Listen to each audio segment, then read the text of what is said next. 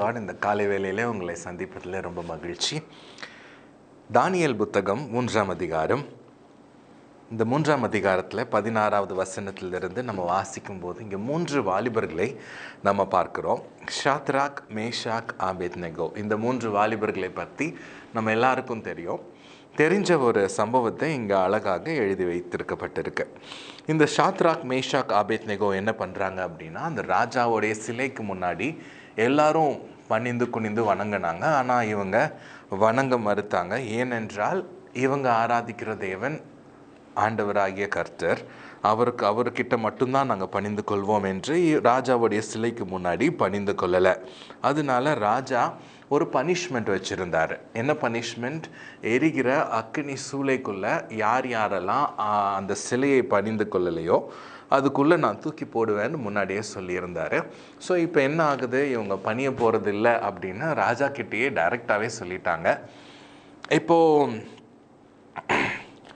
அந்த சூளையும் ரெடி ஆகிடுச்சு. இவங்க பணிந்து கொள்ளாததுனால ராஜா முடிவு எடுத்துட்டாரு, இவங்களை சூளைக்குள்ளே நம்ம போட்டுருணும், இவங்களை சாகடிச்சிடணும் அப்படின்னு முடிவு பண்ணிட்டாரு. இங்கே என்ன பண்ணியிருக்காங்க? ஷாத்ராக், மேஷாக், ஆபேத்நேகோ ஆண்டவருக்காக நின்று இருக்காங்க. இன்னொரு விதத்தில் சொல்லணுன்னா, ஆண்டவருக்காக ஒரு முக்கியமான ஒரு டிசிஷனை, முக்கியமான ஒரு முடிவை எடுத்திருக்காங்க. ஆண்டவருக்காக நாம் எதையும் இழக்க தயாராக இருக்க வேண்டும் என்ற முடிவை, ஆண்டவருக்காக நிற்க வேண்டும், to take stand for the Lord. அவங்க அந்த முடிவை எடுத்திருக்காங்க. ஆண்டவருக்காக நிற்க நின்றுக்கிட்டு இருக்க, ஆண்டவருக்காக செயல்படுற ஷாத்ராக், மேஷாக், ஆபேத்நேகோக்கு பதிலளிக்கும் வண்ணமாக ஆண்டவராகிய இயேசு கிறிஸ்து அவங்க தீச்சூளைக்கு நடுவில் அங்கே அப்பியர் ஆகிறாரு. இன்னொரு விதத்தில் சொல்லணுன்னா, இவங்க ஆண்டவருக்காக நின்னதுனால ஆண்டவர் அவங்களுக்காக அங்கே தீச்சூளைக்கு நடுவில் நிற்கிறார். இன்றைக்கி நீங்களும் நானும் ஆண்டவருக்காக நிற்கிறதுக்கு முடிவு எடுத்தோம் அப்படின்னா, நம்மளுடைய வீடுகளில், வேலை ஸ்தலத்தில், வெளியே நம்ம எங்கே போகிறோமோ ஆண்டவருக்காக நிற்கிறதுக்கு, இல்லை ஆண்டவருக்காக ஊழியம் செய்வதற்கு, ஆண்டவருக்காக செயல்படுவதற்கு நாம் ஒரு முடிவை எடுத்தோம் என்றால், நம்மளுடைய இக்கட்டான சூழ்நிலையில் ஆண்டவரும் நம்மளோடு நிற்பார். நிற்கிறது மாத்திரமல்ல, நம்மை விடுவிக்க அவர் நல்ல தேவனாக இருக்கிறார். தானியேல் 3ஆம் அதிகாரம் 25வது வசனத்தை நம்ம பார்க்கலாம். அதற்கு அவன், இதோ 4 பேர் விடுதலையாய் அக்கினியில் நடுவிலே உலாவுகிறதை கண்டேன். கட்டிட்டு போட்டாங்க இவங்க 3 பேரையும். இப்போ விடுதலையாக 3 பேர் மட்டும் இல்லை, 4 பேர் அங்கே விடுதலையாக அக்கினியின் நடுவில் உலாவுறாங்க. இந்த யாருன்னு, அவங்க ஜஸ்ட் உட்காந்து இல்லை நின்றுட்டு இல்லை, படுத்துட்டு இல்லை, அவங்க நடந்துட்டுருக்காங்க. அந்த 4 பேரும் அக்கினியின் நடுவில் நடந்துட்டுருக்காங்க. அவங்களுக்கு ஒரு சேதமும் இல்லை. 4ஆம் ஆளின் சாயல் தேவபுத்திரனுக்கு ஒப்பாய் இருக்கிறது. ஆண்டவராகிய இயேசு கிறிஸ்துவே இந்த 3 பேருக்கும் சப்போர்ட்டாக அங்கே அப்பியர் ஆகிறாரு. அங்கே அவங்க கூட நின்று அவங்களை விடுவித்து அந்த அக்கினியின் நடுவில் அவங்க உலா வராங்க. நீங்களும் நானும் இன்றைக்கி ஆண்டவருக்காக நிற்கிறோமா? ஆண்டவருக்காக ஒரு முடிவை எடுக்கிறோமா? ஆண்டவருக்காக ஏதாவது ஊழியங்கள் செய்கிறோமா? ஆண்டவருக்காக நீங்களும் நானும் நிற்கும்போது நிச்சயமாகவே ஆண்டவர் உங்களுக்காகவும் எனக்காகவும் நிற்பார். ஸோ இங்கே ஆண்டவராகிய இயேசு கிறிஸ்து ஷாத்ராக், மேஷாக், ஆபேத்நேகோக்காக நிற்கிறாரு. அதுக்கு அப்புறம் என்ன நடக்குதுன்னு பாருங்கள்.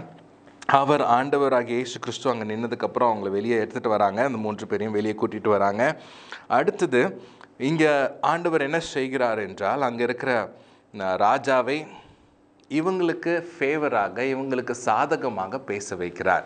ஆண்டவர் நம்மளை விடுவிக்கிற தேவனாக இருக்கிறார், நம்ம கூட நிற்கிற தேவனாக இருக்கிறார், மனிதர் கண்கள்லையும் தயவு கிடைக்க பண்ணுகிற தேவனாக இருக்கிறார். இங்கே தயவு கிடைக்க பண்ணுறார். 28வது வசனம், 29வது வசனத்தை வாசித்து பார்த்தீங்கன்னா, இவங்க கண்களில், அந்த அதிகாரிகள் கண்களில் தயவு கிடைக்குது. தயவு கிடைக்கிறது மாத்திரமல்ல, 30வது வசனத்தில் நம்ம வாசித்தோம் என்றால் அவங்களுக்கு ஒரு ப்ரமோஷனும் கிடைக்குது. 30வது வசனம் இப்படியாக சொல்லுகிறது. பின்பு ராஜா ஷாத்ராக், மேஷாக், ஆபேத்நேகோ என்பவர்களை பாபிலோன் தேசத்திலே உயர்த்தினான். ஆண்டவருக்காக நீங்களும் நானும் நிற்கும்போது, ஆண்டவருக்காக சில முடிவுகளை நாம் சரியாக எடுக்கும்போது, தைரியமாக எடுக்கும்போது, ஆண்டவர் நமக்காக நிற்பார். நம் பிரச்சனைகளின் நடுவிலே, நமக்கு அக்னி சூளை போன்ற, சிங்கக்கெபி போன்ற பிரச்சனைகளின் நடுவிலே ஆண்டவர் உங்களுக்காக உதவியாக நிற்பார். நிற்பது மாத்திரமல்ல, உங்களை விடுவித்து மனிதர்கள் கண்களில் தயவு பெற செய்து உங்களை நிச்சயமாக உயர்த்துகிற தேவனாய் இருக்கிறார். நானும் சில நாட்கள், சில வருடங்களுக்கு முன்பாக ஆண்டவருக்காக சில காரியங்களை நான் முடிவெடுத்து நின்றேன். ஆண்டவர் எனக்காக நின்றதை நான் உணர்ந்திருக்கிறேன். ஆண்டவர் மனிதர் கண்களில் தயவு கிடைக்க பண்ணதையும் உணர்ந்திருக்கிறேன். ஆண்டவர் என்னை உயர்த்தினதையும் நான் என் கண்ணால் பார்த்திருக்கிறேன், நான் உணர்ந்திருக்கிறேன், நான் செயல்பட்டு இருக்கிறேன். என்னால் நிச்சயமாகவே சொல்ல முடியும், ஆண்டவர் உங்களையும் நிச்சயமாக உயர்த்துவார். நீங்கள் முடிவெடுத்து ஆண்டவருக்காக நிற்கும்போது அவர் உங்களுக்காக நிற்பார். நம்ம ஜெபிக்கலாம். அன்புள்ள பிதாவே, இந்த நாளுக்காக நன்றி செலுத்துகிறோம். தானியேல் 3ஆம் அதிகாரத்தில் நாங்கள் வாசித்த மாதிரி ஷாத்ராக், மேஷாக், ஆபேத்நேகோ உங்களுக்காக நின்னாங்க.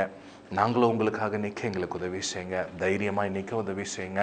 நாங்கள் உங்களுக்காக சில முடிவுகளை எடுத்து உங்களுக்காக சில காரியங்களை செய்ய முடிவெடுக்கும்போது, ஊழியங்களை செய்ய முடிவெடுக்கும்போது நீரும் எங்களோடு கூட நிற்க நீர் நல்ல தேவனாக இருக்கிறீர், எங்களை கைவிடாத தேவனாக இருக்கிறீர் என்பதை நாங்கள் அறிந்திருக்கிறோம். அப்பா, எங்களை உயர்த்துகிற தேவனாக இருக்கிறீர், மனிதர் கண்களை தயவு பெற செய்கிற தேவனாக இருக்கிறீர். அதற்காக உமக்கு நன்றி செலுத்துகிறோம். இயேசுவின் நாமத்தில் பிதாவே, ஆமென்.